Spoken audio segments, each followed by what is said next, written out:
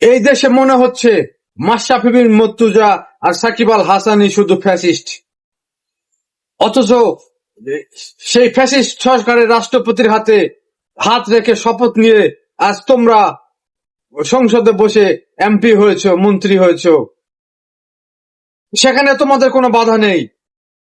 আজ তোমরা এমন এক সমঝোতার মেশিন খুলেছ যে মেশিনের এক পাশ দিয়ে ফ্যাসিস্ট ঢুকাইলে অন্য পাশ দিয়ে দেশপ্রেমিক বের হয়ে আসে।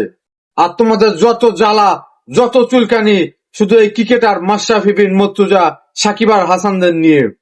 কেননা তোমরা কখনো এদেশের ক্রিকেটকে ভালোবাসোনি, তোমরা কখনো এদেশের ক্রিকেটকে এগিয়ে নিয়ে যেতে চাওনি। তোমাদের কারণেই এই দেশ, বাংলাদেশ বিশ্বকাপের মতো বড় মঞ্চ থেকে ছিটকে পড়েছে।